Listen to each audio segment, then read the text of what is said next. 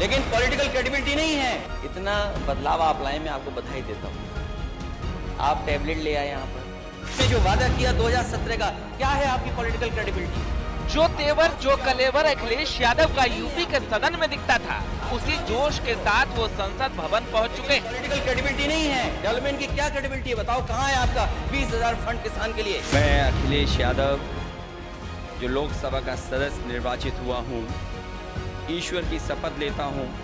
अखिलेश यादव जिस तरह यूपी के विधानसभा में सरकार को घेरते नजर आते थे, कुछ वैसी ही तस्वीर आज लोकसभा में दिखी, जब उन्होंने लोकसभा स्पीकर को बधाई देने के साथ तंज भी कस दिया।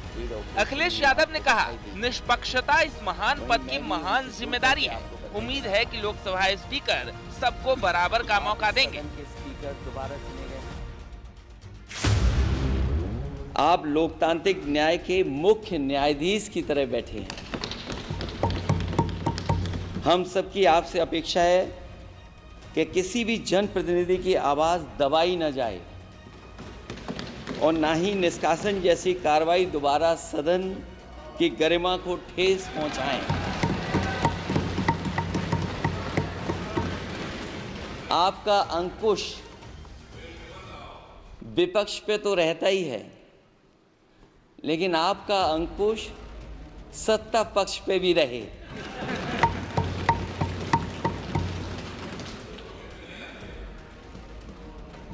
अध्यक्ष महोदय, आपके इशारे पर सदन चले, इसका उल्टा न हो। दरअसल विपक्ष की तरफ से समाजवादी पार्टी ही है जो कांग्रेस के बाद सांसदों की संख्या में दूसरे नंबर पर है, जिसकी झलक अब संसद में भी दिखने लगी है। अखिलेश यादव को सदन में बोलने का पहला मौका मिला हो, लेकिन उन्होंने इस मौके को बिना गवाए लोकसभा स्पीकर के बहाने बीजेपी पर भी निशाना साधा। मैं सदन में पहली बार आया हूं, ये नए सदन में।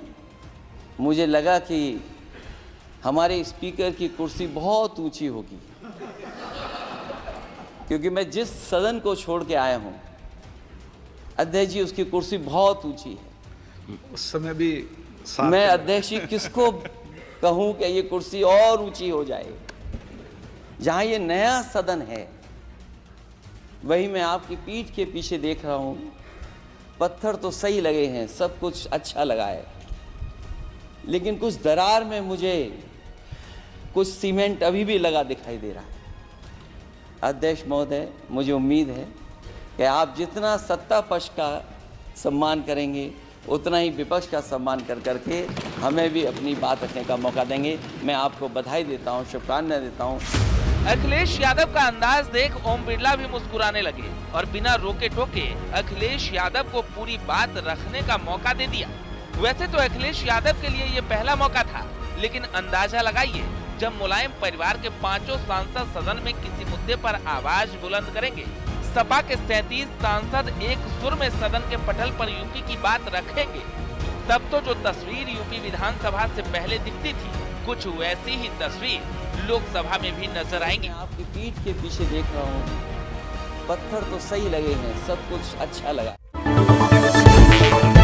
Subscribe to our YouTube channel and press the bell icon to get the latest updates.